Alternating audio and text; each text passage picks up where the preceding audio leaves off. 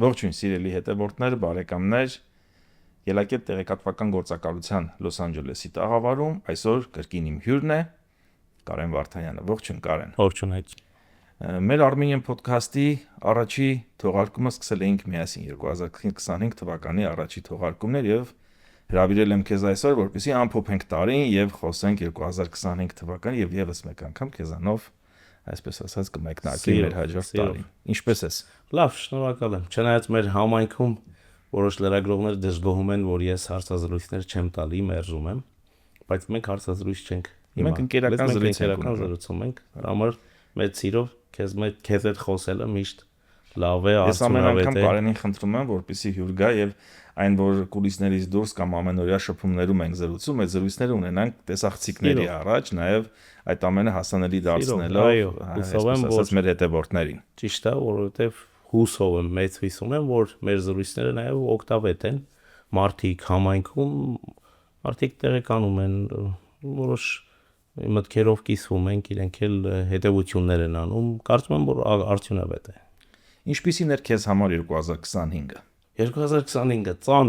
ծանր էր, բայց նաև արդյունավետ։ Բիզնեսի առումով չնայած դժվարություններին, հաշվի առնելով նաև այսօր աշխարհում տիրող իրավիճակը, հաշվի առնելով Միացյալ Նահանգներում տիրող իրավիճակը, շատդաունը, չգիտեմ, եթե վերջացել է,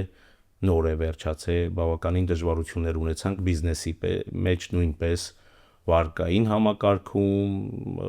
Թրամփի քաղաքականություն գալը իրականում շատ փոփոխություններ բերեց Միացյալ Նահանգներում մեր առօրյա, բայց այնուամենայնիվ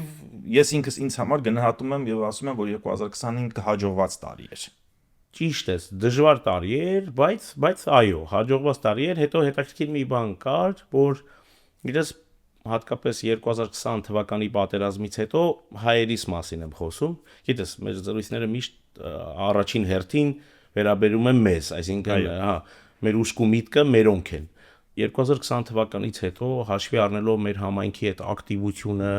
հաշվի առնելով այդ ներգրավվածությունը, մարդիկ շատերը, չեմ ասում բոլորը, բայց շատերը իրենց այն ամենան դրեցին,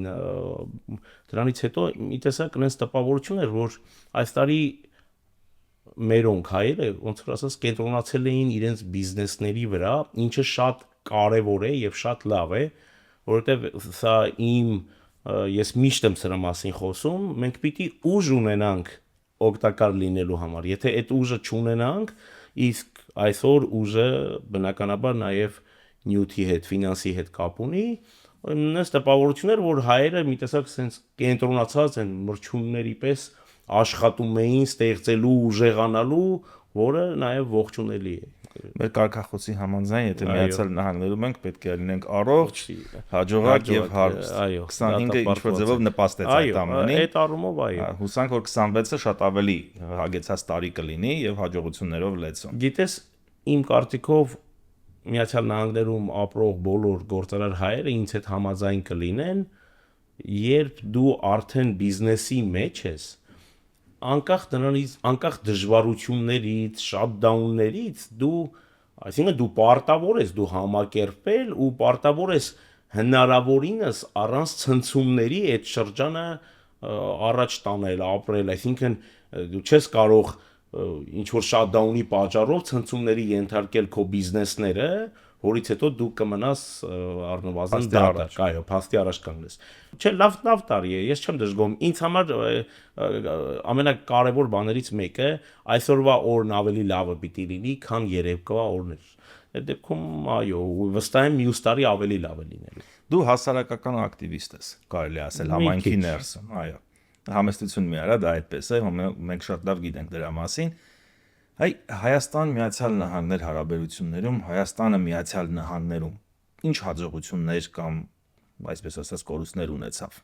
Ես քանի որ լավատես մարդ եմ, նաև վստահ եմ տեսել ես, հետևել ես, ես ինքս էլ հետևում եմ Տրամփի վարած քաղաքականությունը, Հայաստանի հետ կապված ընդհանրապես Կովկասում իր ներկայությունը, Միացյալ Նահանգների ներկայությունը Կովկասում, ես կարծում եմ, նորից եմ ասում, լավատես լինելով հանդերձ, կարծում եմ, որ Հայաստանի համար պիտի լավ լինի, հաշվի առնելով հետևել եմ, հաշվի առնելով նաև որոշակի կապերս, անձնապես ճանաչելով նաև նոր դեսպանին, նորանշանակ դեսպանին քիչ թե շատ նրա ունակություններին տեղյակ լինելով, նրա ճկունությանը, տեսնելով թե ում հետ հանդիպեց, երբ հանդիպեց, ինչի համար հանդիպեց, կարծում եմ լավ պիտի լինի։ Դժբախտաբար մեր մոտ արդեն այնպես է ստացվել, մենք ամեն անգամ մենք անհանգիստ ենք, մենք ազգովի անհանգիստ ենք, նոր մարտահրավերներ, նոր պատերազմներ, մենք միշտ դրանից վախենում ենք, ու դա իմ կարծիքով նորմալ է։ Այն ինչի մեջով մենք ենք անցել, իմ կարծիքով դա նորմալ է, բայց եթե հաշվի առնենք, որ այդ շրջանը մենք, չգիտեմ, ինչ որ մի կերպ անցկացրել ենք, ես պահանջատեր եմ, միանշանակ պահանջատեր եմ, ոչ մի բան ինձ մոտ չի փոխվել, չգիտեմ, անկախ նրանից, եթե գերտերությունները մեզ ինչ կստիպեն, ում հետ ինչ ճանապարհ կբացենք, կփակենք, ինչ կանենք, բայց ես պահանջատեր եմ, բայց պահանջատեր լինելու համար ուղղակի պահանջատեր լինելը քիչ է, ուժեղ լինել է պետք, որpիսի մենք կարողանանք մեր պահանջը սարքենք գործ, եկեք ուժեղանանք։ Արդյոք դիվանագիտական կառույցը անելիք ունի եւ ոչ միայն դեսպանատուները, նաեւ հիպատոսարանները Հայաստանի եւ Միացյալ Նահանգների հարաբերությունների, գործարար հարաբերությունների զարգացման մասով եւ ինչ ակնկալիքներ կամ պահանջ կարող ենք ունենալ նրանցից։ Եթե այս հարցը ես միշտ ոստեմ դու հետևել ես, ես բարձրաձայնել եմ, մեր հարգարժան հյուպատոսը նեղացել է ինձանից այս հարցի համար, իմ բարձրացրած հարցերի համար, բնականաբար ես երբեք որևէ պարագայում չեմ անձնականացնում, ինձ համար չկան հայրենիք եւ եկեղեցի, այդ երկու ամենակարևոր կառույցների մեջ ես երբեք անձնական հարց չեմ լուծում։ Եթե որևէ հարց բարձրաձայնում եմ, ուրեմն մտահոգված եմ հանուն հայրենիքի, հանուն մեր եկեղեցու։ Այո, ես կարծում եմ, որ իրենք շատ մեծ գործ ունեն անելու։ Այո, ես կարծում եմ, որ նորից հետ եմ գալիս։ Մեր համայնքը, Միացյալ Նահանգների, հատկապես Լոս Անջելեսի հայկական համայնքը հզոր ուժ է, շատ հզոր ուժ է հայրենիքին օգտակար լինելու համար եւ ոչ միայն օգտակար լինելու, այլ համագործակցելու, հայրենիքին օգուտ բերելու։ Կան ինչ-որ ուղղություններ, որ կարող ենք նույն դիվանագիտական կառույցների աջակցությամբ զարգացնել, բերել մի մակարդակի, որ Հայաստանում նստած քաղաքացին երիտասարդը կարողանա Միացյալ Նահանգներում բիզնես անել, ինչպես որ անում են օրինակի համար նույն ոճի եւ նույն ձևի մեջ մի շարք այլ երկրներ ու պետություններ։ Կան արդյոք ուղղություններ, որոնք որ պետք է հուշել, ասել, միայն հայկական շուկան չի, որ այսօրվա դրությամբ Միացյալ Նահանգներում պոտենցիալ ունի հայաստանցիների համար կամ Հայաստանի համար։ Միացյալ Նահանգները անձայրացի մեծ շուկա ունի, ծառայությունների մատուցումից սկսած մինչև վաճառք։ Վստահ եմ, որ կլինեն, ու ես դրա մասին միշտ եմ խոսել, որ պատկան մարմինները հայրենիքից, ովքեր որ պարտավորված են, տեսեք, օրինակ ինձ համար միշտ հետաքրքիր է եղել, ինչի այստեղից ներդրումներ չկա, օրինական ներդրումներ չկա հայրենիքում։ Օրինական ներդրումների մասին է խոսք, ասենք, չգիտեմ, շինարարության մեջ կլինի, տարբեր մեծ պրոյեկտների մեջ, ասենք, բերեն հայրենիքից ներկայացնեն մեզ այստեղ պրոյեկտներ, որ մենք օրինական ներդրումներ անենք, օրինական եկամուտ ունենանք, եթե օրենքը մեզ պահանջում է, որ մենք այստեղ մեր հարկային դաշտում էլ դրանք ներկայացնեն կամ հայրենիքում էլ ինչի չանենք, կան, այո, կան ու պիտի արվեն, ու ես այս հարցի շուրջ շատ եմ խոսել, որ այո, հայրենիքից պիտի բերեն այդ ծրագրերը այստեղ, պիտի բերեն, պիտի մեծ միջոցառումներ կազմակերպեն, ներկայացնեն, ոչ թե ինչ որ բիզնես խմբեր, ովքեր գալիս են, ովքեր կլուբներ են սարքում, այտենց մարդկանց են ներգրավում, այլ հենց պետական ծրագրեր, պետության հետ համագործող ծրագրեր։ Մենք երկուսս էլ պետության հետ որոշակի բիզնեսի մեջ ենք, դժվար է, բայց գիտենք, որ նաև ամենավստահելի պարտները նաև պետությունն է։ Իրականում խնդիրը կարծում եմ այդ դաշտում մի փոքր այլ է։ Միացյալ Նահանգները մի շարք երկրների հանդեպ ունի հարկային արտոնություններ։ Հայաստանի հանդեպ այդ հարկային արտոնությունները ես չգիտեմ ինչքանով ունի եւ ես էլ տեղյակ չեմ։ Երբ որ կլինեն հարկային արտոնություններ Միացյալ Նահանգների գործարարի համար, եւ Հայաստանը կհասնի նրան, որ Միացյալ Նահանգները տրամադրի Հայաստանում ներդրումների համար նախատեսված արտոնություններ, ու ես կկարողանամ իմ հարկային պարտավորություններից ինչ որ բաներ դուրս գամ, կամ օրինակի համար այն ներդրումները, որով ես կկարողանամ անել Հայաստանում,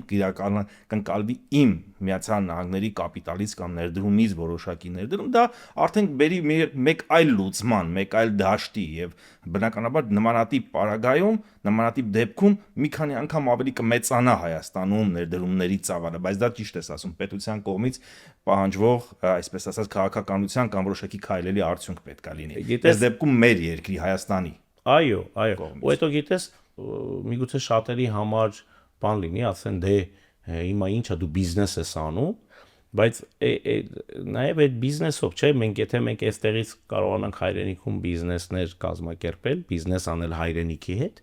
պատկերացրեք, այնտեղի ապրողը կունենա աշխատանք, այսինքն այդ աշխատանքից հարկ կվճարվի, բոլոր պարագաներում օգտավետար։ Մենք նաև բիզնեսի առումով մենք էլ պետությունը հզորանա, անհատները հարստանան, դրա մեջ միայն դրական բան կա եւ մնան առողջ։ Ու այդ ոլորտներում բազում են ոլորտները, ես կարծում եմ բազում է։ Լավ, Կարեն, քեզ հետ խոսելիս, քեզ հետ զրույցների ընթացքում չենք կարող շրջանցել եկեղեցին, հայ առաքելական եկեղեցին, խորամանկ ժպիտ եկավ դեմքիդ, երբ որ այդ հարցի մասին ասեցի, իրականում գիտեմ, որ շատ մտահոգված ես եւ ամենօրվա քո, այսպես ասած, գործունեության մի մասը կազմում է եկեղեցուն վերաբերող խնդիրների լուծումը Միացյալ Նահանգներում մասնավորապես։ Դեք մի փոքր առանց քաղաքականացնելու անդրադարձ կատարենք։ Ինչա տեղի ունենում այսօր Հայաստանում, ինչքանով է դա նպաստավոր, ինչքանով է դա վնասում ընդհանրապես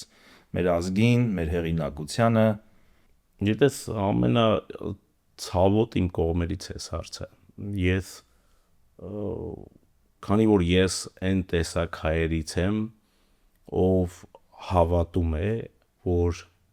մեր ազգի փրկությունը եկեղեցով պիտի լինի, հայ առաքելական սուրբ եկեղեցիով, նկատի ունեմ այդ արժեքները, այդ գաղափարախոսությունները, այդ ու ինձ համար, այո,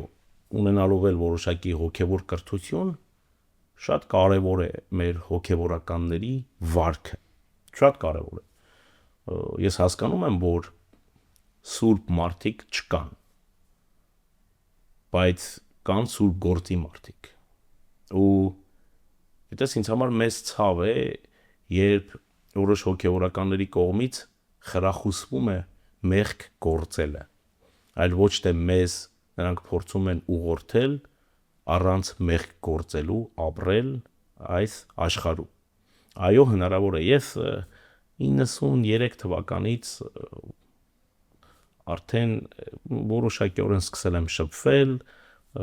շատ հոգևորականների հետ, հետո 95-ից արդեն Գևորգյան հոգևոր ճեմարան ու մինչև այսօր գրեթե ճանաչում եմ բոլոր հոգևորականներին։ Երբեք հակված չեմ ելել վնասելու, պախարակելու որևէ հոգևորականի, բայց նաև ես կողմնակից եմ այս մաքրվելուն, ես կողմնակից եմ, թող այո, եթե կան մարդիկ, ովքեր որ պիտի այդ համակարգում չլինեն, թող չլինեն։ Ես հնարավորություն չեմ ունենա վեհապարին նմանատիպ հարց տալու, դրա համար ինձ ամենամոտիկ մարդով եկեղեցուն մոտ է կանգնած դու ես,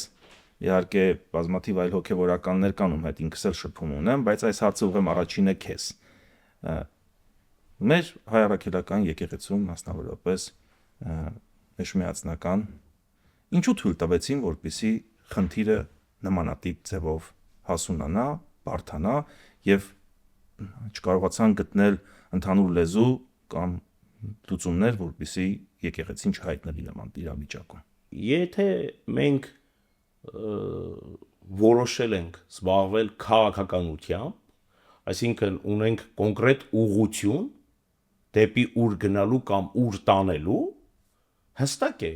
որ պատասխանը պիտի այսպեսին լիներ։ Իմ պատկերացմամբ եւ ես սրա մասին խոսել եմ 2018 թվականին նույնպես, անկեղծ 2018 թվականի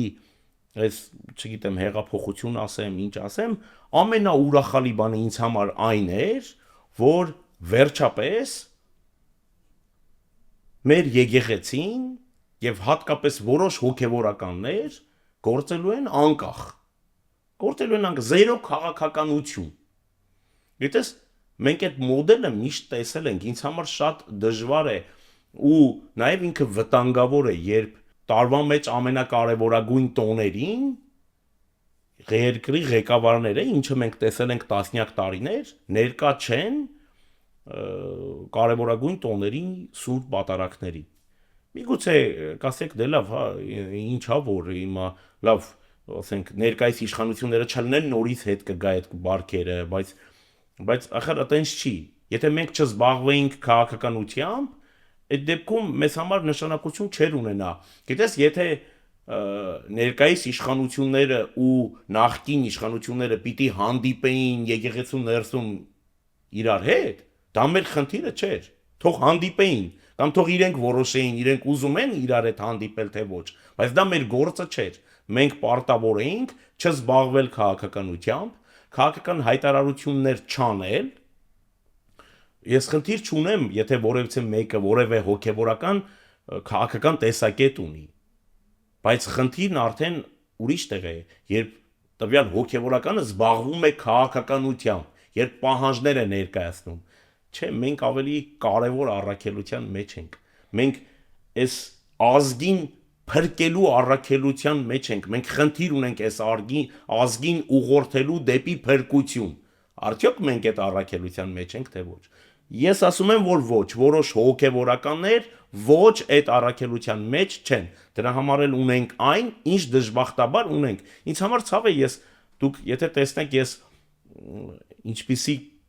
պատերազմներ եմ մղել, երբ որևէ հոգեվորականի վիրավորել են կամ ինձ մոտ վատաբանել են, բայց դժբախտաբար այսօր էլ չեմ կարողանում դա անել։ Սա ինձ համար ցավ է։ Գիտեք, մի բան է, երբ որ հոգեվորականությունը այսօր կամ անհատներ զբաղվում են քաղաքականությամբ եւ ուրիշ բոլորովին այլ հարթության վրա է, երբ որ բարոյականության շեմն են հատում։ Դու հիմնական կրթությունը ստացել ես Գևորգյան հոգևոր ճեմարանում։ Այդ տարիներին, երբ որ դու ուսանում էիր, ինչ տեսակի անհատներ, հոգևորականներ էին ձեզ դասավանդում եւ արդյոք նրանք թույլ էին տալիս, որպեսզի ուսանողների շարքում լինեն ոչ ցանկալի, անբարոյական կամ ոչ այն գրանցված եւ չգրանցված նորմերին համապատասխանող ուսանողներ։ Հայկ, արի մինչև քո հարցին անդրադառնալը, սա մեր ամենացավոտ կողմերից մեկն է մեր ազգի։ Գիտես, մեր ազգի ամենամեծ խնդիրներից մեկը որն է, որ մենք կենթանի հերոսներ, ապրող հերոսներ, ումից կարող ենք մենք օրինակ վերցնել, չունենք։ Ապրող աստվածաբաններ, նարեկացիներ, տաթևացիներ չունենք այսօր, որպեսզի իրենցից օրինակ վեկալենք։ Բարեբախտաբար, ես շատ հզոր դեմքերի եմ տեսել իմ ուսանող տարիներին։ Ես Խորեն Պալյան եմ տեսել, ով հրաշալի շարական գիտեր։ Ես Ներսես Պոզապալյան եմ տեսել, Գարեգին առաջին ամենայն հայոց կաթողիկոս եմ տեսել, ով գիգանտ մտածող էր, ով հրետոր, հրաշալի, ասենք իրենից կարելի էր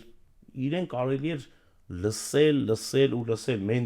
Մեզ համար իր հետ շփվելը ու զարմանալիորեն մեզ համար դա անակնկալ էր, ինքը ամենտեղ կար, ճաշարան գալիս էր ստուգելու, թե մեր ճաշը ինչպիսին է, գալիս էր ճեմարան, ասենք մի առիթով գիշերը ժամը 10-ներ սերտարանում միայնակ նստած ռուսերենի քննության էի պատրաստվում, մտավ ներս, խոսելու ունակությունս կորցրել էի, բայց ոչ թե վախեցել էի,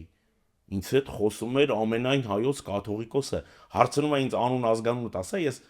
պապանձվել էի, չէի կարողանում անուն ազգանունս ասել, որովհետև ամենայն հայոց կաթողիկոսի հետ եմ շփվում ես, առաջին կուրսի ուսանող, ինձ համար այդ դժբախտաբար այդ ամեն ինչը փոխվել է, այսօր այն ժամանակ էլ կային հոգևորականներ, ում մասին մենք շատ վատ բաներ գիտեինք, բայց գոյություն ուներ պատկառանք, մենք չէինք խոսում նրանց մասին, թող չասեն ինձ, որ գիտեք, համացանցն է մեղավոր, այսօր փոխվել են կարգերը, բարքերը, հասանելիությունն ավելի շատ է, համացանց կա, ով ինչ ասի ուզում է խոսում են, ոչ, նման բան չկա, բայց մենք ոնց որ ասած ներքին օրենք ունեինք մեր մեջ, որ չէինք խոսում։ Բայց դժբախտաբար այսօր արդեն բանը բանից անցել է, արդեն ամեն ինչ այնքան շատ է ուրիշ ուղղությամբ գնացել, որ որոշ պարագաներում մտածում ես, ասում ես, գիտես ինչ կա, երբ դու բարձրացնում ես խնդիրներ ու քեզ չեն լսում, հետևություններ չեն անում, ու եթե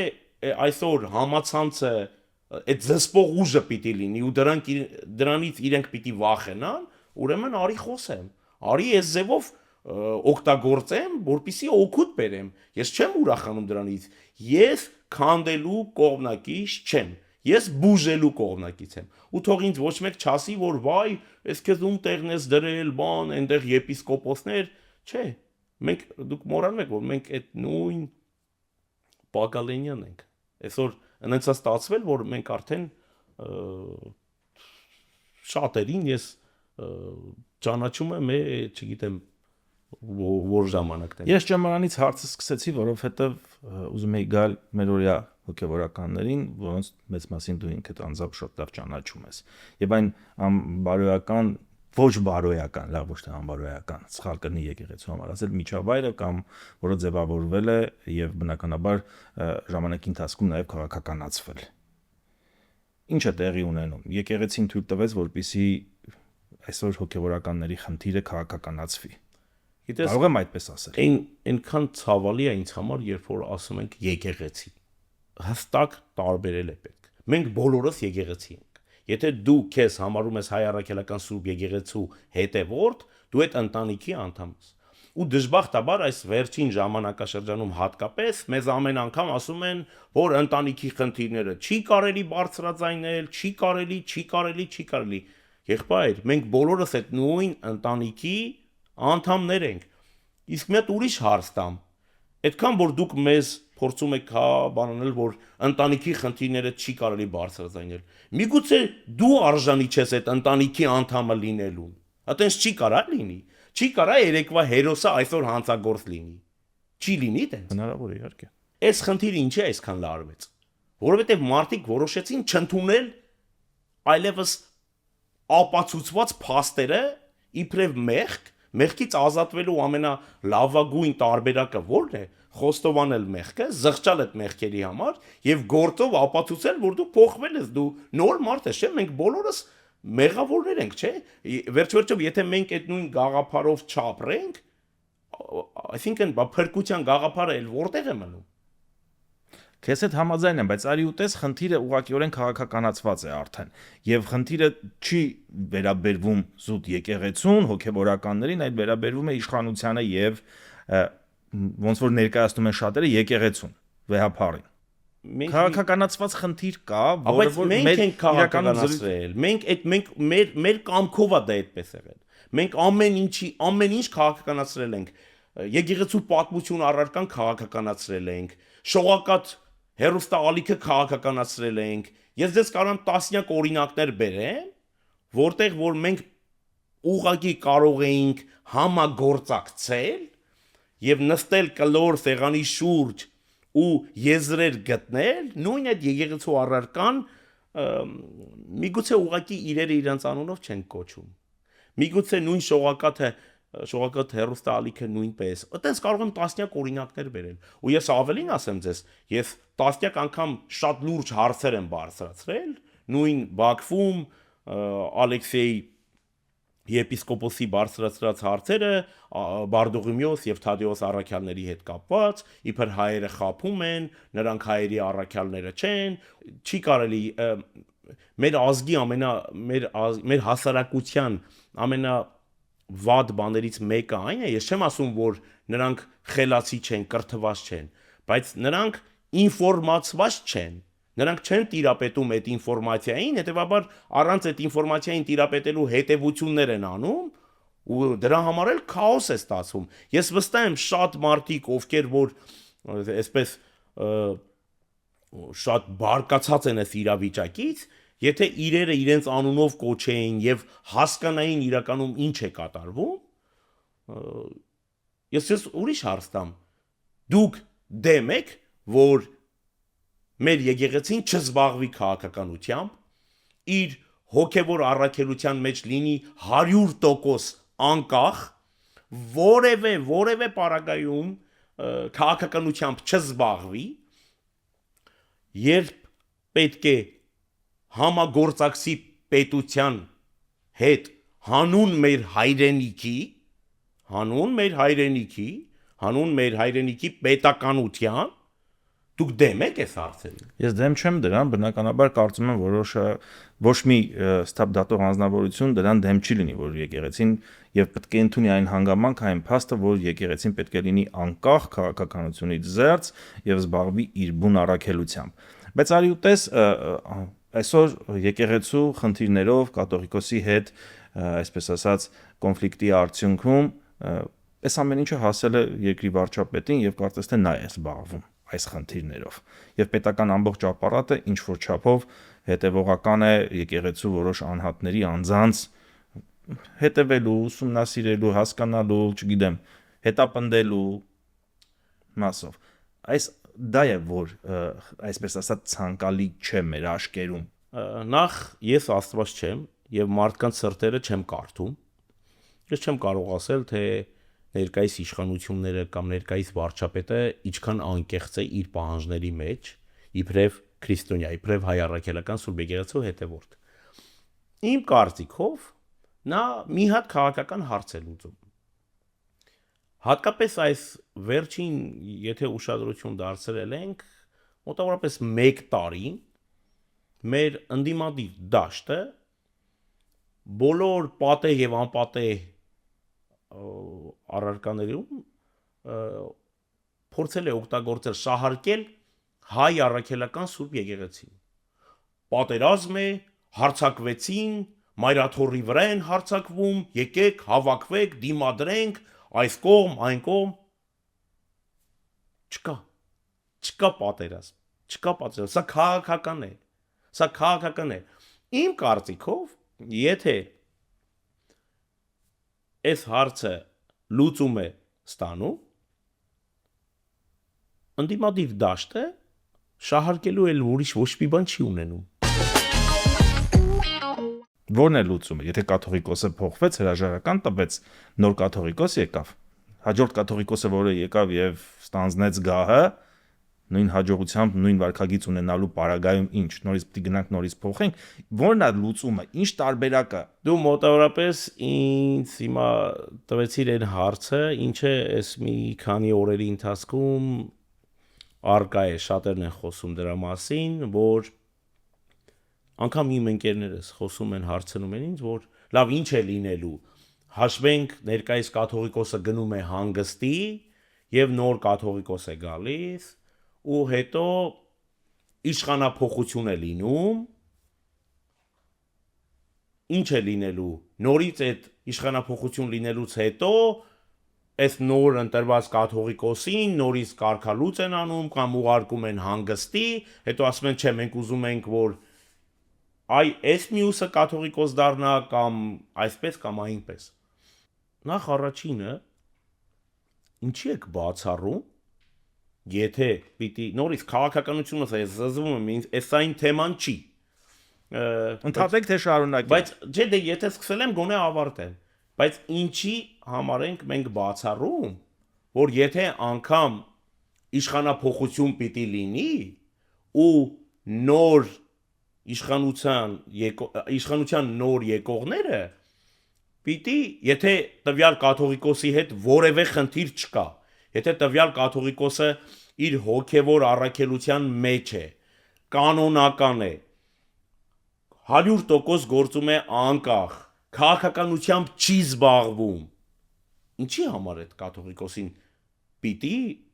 ասենք նոր իշխանությունները, կամ չգիտեմ, եթե ներկայիս իշխանությունները պիտի ընտրվեն, ասենք ուզենան, որ փոխեն, չէ, նման բան չի կարող լինել, ես նորից եմ կրկնում, ես բուժման կողմնակից եմ, ես հակված չեմ քանդելուն, եթե ես իբրև աշխարհիկ նայեմ իր ասացին, տրամաբանական է իր ասածը, այո, ես համ ինձ համար, համ քո համար եւ հատկապես մեր գալիք սերունդների համար ես ուզում եմ, որ մեր հոգևորականները լինեն մաքրամաքուր, չզբաղվեն քաղաքականությամբ, իրենց առաքելության մեջ մնան եւ այո, մեզ տանեն դեպի փրկություն։ Սա հստակ է։ Իսկ ինչքանով է ճիշտ, որ հենց կառավարությունը կամ քաղաքական գործիչներն են զբաղվում եկեղեցով։ Դե թող հոգևորականները զբաղվեին, իշխանություններն ու քաղաքական գործիչներն էլ չզբաղվեին։ Այդ նույն ընդդիմադիր քաղաքական գործիչները թիրախավորել են բոլոր այն եպիսկոպոսներին, ովքեր որ դուրս են եկել կաթողիկոսի դեմ, ներկայիս իշխանության, ներկայիս քաղաքական գործիչներն էլ թիրախավորել են բոլոր այն հոգևորականներին, ովքեր ում ուզում են որ գնան։ Թող անեին ու մենք չխառնվեինք, իրար խոսեինք հիմա միայն ու միայն բիզնեսից։ Բայց այս հասարակությունը մեղք է։ Մենք իրավունք չունենք այս հասարակությունը մեր ընտանիքի մի մասնիկն է ու ամենակարևոր մասնիկն է։ Եթե չլինեն հայ առաքելական Սուրբ Եկեղեցու հավատացյալները, այդ հոգևորականները մեզ պետք չեն։ Պետք չեն։ Բայց եկեղեցին ի՞նչ է։ Բայց մենք եկեղեցի ենք գնում ում համար, որոշ հոգևորականների համար, թե Աստծու համար։ Մենք գնում ենք եկեղեցի հոգևոր խոսք լսելու, թե քաղաքական քարոզներ, քաղաքական հայտարարություններ անելու։ Այո, ես դեմ եմ, որ որևէ հոգևորական սուրբ սեղանից պատարագիչի զգեստներով խոսի քաղաքականությունից։ Այո, ես դեմ եմ։ Ես իբրև հավատացյալ հայ առաքելական Սուրբ Եկեղեցու դեմ եմ։ Այ նման դիրքորոշումը քո եւ այդ դիրքորոշումը պարբերաբար դու բարձրաձայնում ես քո սոցիալական հարթակներով։ Ինչքան մեծ եւ փոքր խնդիրների առաջ է քեզ կանգնացնում եւ արդյոք ներկայիս Միացյալ Նահանգներում մեր թեմի առաջնորդը հանդուրժում է, ընդունում է, չգիտեմ, համաձայն է քեզ հետ,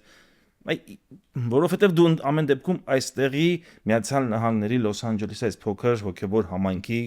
բաղկացուցիչ մաս ես, անդամ ես։ Այդտեղ հարաբերություններ, հակասություններ, սպասելփազանի կողմից վերաբերմունք, ընդգծված, կա թե չկա, ինչ կասես իր մասին։ Մի առիթով եպիսկոպոսներից մեկը, ով հիմա բանտում է 2001 թվականին այստեղ առաջնորդանում ինձ ասեց.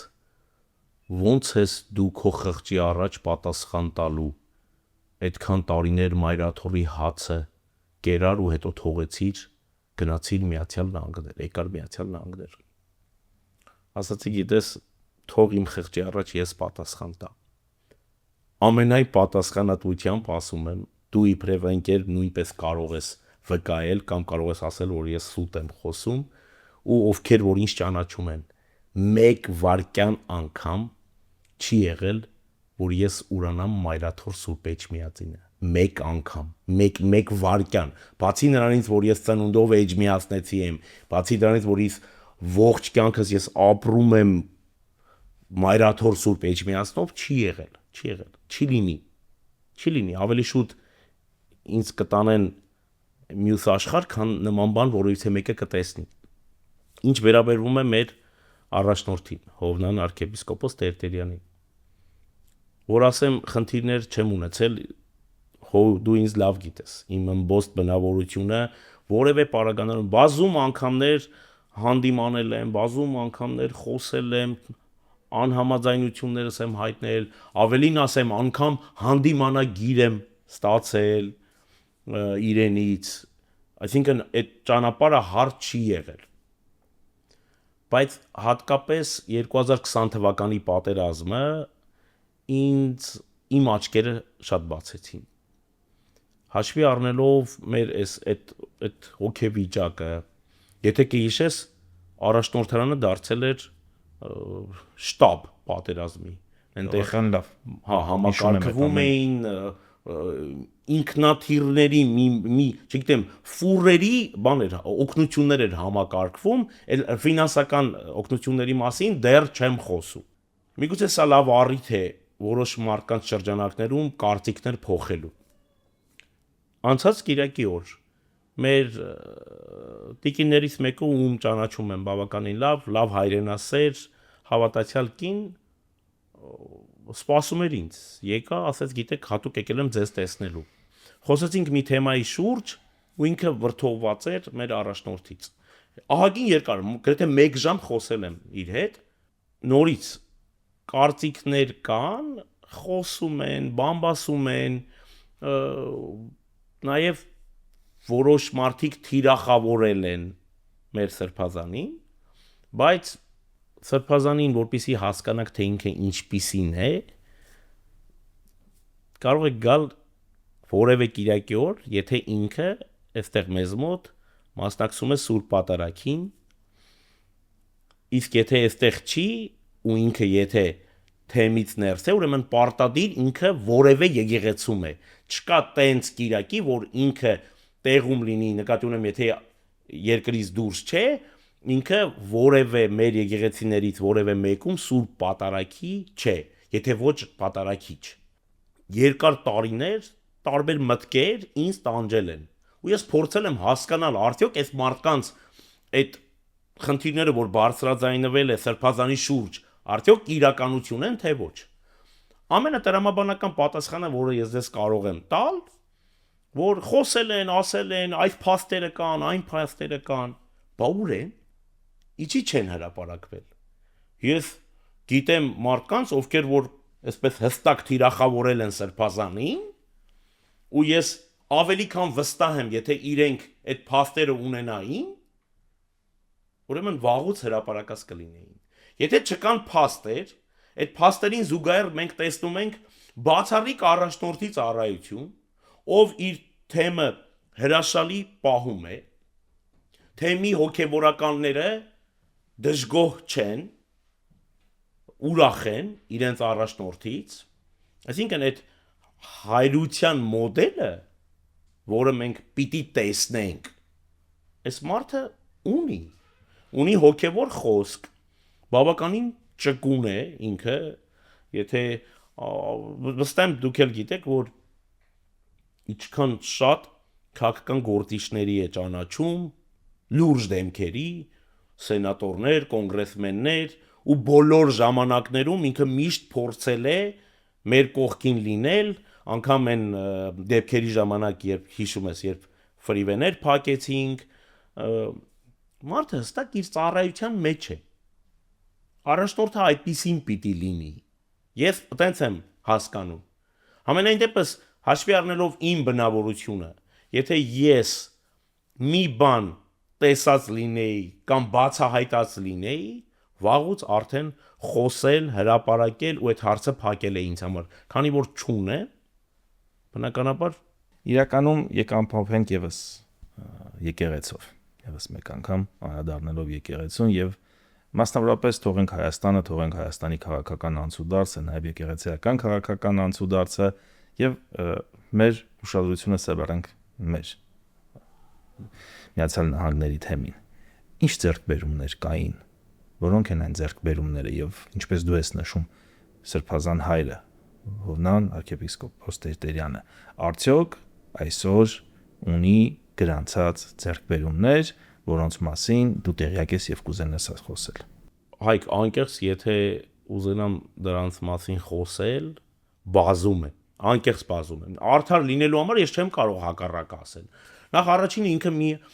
բացառիկ բան ունի, լավ բնավորություն ունի, ինքը միշտ լսում է։ Դու երբ իր հետ խոսում ես ինչ որ խնդրի շուրջ, ինչ որ խնդիրներ ես բարձրաձայնում, ինքը երբեք քեզ իգնոր չի անի։ Ինքը չի արհամարում, ինքը քո հարցը կբերի, կհասցնի վերջնակետի։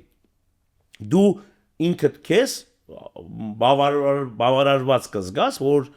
դու խնդիր բարձրացրեցիր եւ այդ խնդրին լուծում տրվեց։ Ինչը կարծում եմ բոլոր բնագավառներում եւ հատկապես եկեղեցում ամենակարևոր բաներից է։ Այսօրվա հենց խնդիրները, այսօրվա այս քահանաները, որ բարձրաձայնում են, հենց դրա մասին է խոսքը։ Բազում են, նախ շուտով առաջ աստված գալտարի Գլենդել քաղաքում կունենանք նորից հերթական հրաշալի հայաստանյայից առաքելական Սուրբ եկեղեցին, նոր անունը անկեղծ չգիտեմ ինչ է լինելու։ Երկրորդը բարեբախտաբար թեմա այսօր այն վիճակի մեջ չէ, որ եթե չգիտեմ, գիտեք թե ոչ, նախ բոլոր թեմերն են մայրաթորին օգտակար լինում, բայց մեր թեմը բացառիկ թեմերից է, որ օգտակար է եղել բոլոր ժամանակներում ոչ միայն Մայրաթոր Սուրբ Էջմիածնին, այլ Հայաստանին, Արցախին, հազարավոր, 100 հազարավոր, միլիոնավոր դոլարների մասին եմ խոսում, այսինքն թեմը ի վիճակի է, այսինքն թեմը կարողանում է այդ հարցերը լուծել, ում շնորհիվ առաջնորդի Հայաստանից Միացյալ Նահանգներ, տարբեր երկրներից Միացյալ Նահանգներ տեղափոխված հայերի ինքնության պահպանման գործում էական ներդրում ունի եկեղեցին։ Նայ, ընդհանրապես սա ոչ թե միայն վերջին տարիների հարց է, այլ հարյուրավոր տարիներ հայրենիքից դուրս սփյուռքը պահել է եկեղեցի։ Հայերին համախմբել է եկեղեցի։ Այսինքն հայերը համախմբվել են եկեղեցու շուրջ։ Ու հիմա նորից, այո, հենց այդպես է, եւ հատկապես շատ ուրախանալի է, որովհետեւ այսօր մեր թեմից ներս հատկապես երիտասարդությունը շատ է կապված եկեղեցու հետ եւ ներկայիս առաջնորդի անձնական, այսինքն այդ ֆակտորը շատ մեծ է, ինքը հակված է դրան, որ հայո հատուկ ուշադրություն է դարձնում եկեղեցին, նախ մենք ունենք դպրոցներ, շաբաթօրյա դպրոց, կիրակնօրյա դպրոց ու բազում ծրագրեր, անցած կիրակի օրը մեր առաջնորդարանի բակում տոնածառի լույսերը վառվեցին, դուք պիտի տեսնեիք, թե այդ երիտասարդները, այդ երեխաները, ուրախություն էր, տոն էր, թեմից ներս, ու անկեղծ ինձ համար ես Երանի բոլոր թեմերում եւ հայրենիքից ներսել նույնպես լինի։ Այդ առումով այո, մեր թեմը հատկապես մեծ բան ունի, այո, մենք համախմբել ենք։ Եկեք մեր եկեղեցի որևէ պարզ կիրակի, դուք կտեսնեք, կհամոզվեք ինքներդ, իսկ այն կարևորագույն տոներին 60-70 հազար մարդ է գալիս մեր եկեղեցի մեկ օրվա մեջ։ Սա կատակ բան չէ։ Ամփոփելով մեր ընդհանուր զրույցը, կա ինչ-որ մի բան, որ կուզենայիր ասել, ուղղակի բարեմաղթանքից սկսած մինչև, չգիտեմ, մի կարևոր թեմա, որը բաց թողեցինք տարեվերջին։ Եթե խոսում ենք մեր համայնքից ներս, ուրեմն ես նորից մեր հայրենակիցներին նորից եկեք ուժեղանանք։ Եկեք այս գալ տարին 2026 թվականը այնպես անենք, որ ավելի լավը լինի, քան 2025-ն էր։ Հզորանանք, ծրագրեր, բիզնես գաղափարներ, հայրենիքի հետ։ Երևի այսքանը։ Շնորհակալություն հրավերս ընդունելու համար։ Սիրելի հետևորդներ, իմ հյուրն էր Կարեն Վարդանյանը, իմ ընկեր բարեկամ, հասարակական գործիչ, գործարար։ Շնորհակալ եմ մեզ հետևելու համար, հետևեք Ելակետ USA-ին, հետևեք Ելակետ տեղեկատվական գործակալությանը, մենք կփորձենք պարբերաբար ներկայացնել Միացյալ Նահանգներում գործունեություն իրականացնող մեր հայ գործարարներին եւ խոսել համայնքային կարևոր խնդիրների մասին։ Շնորհակալություն։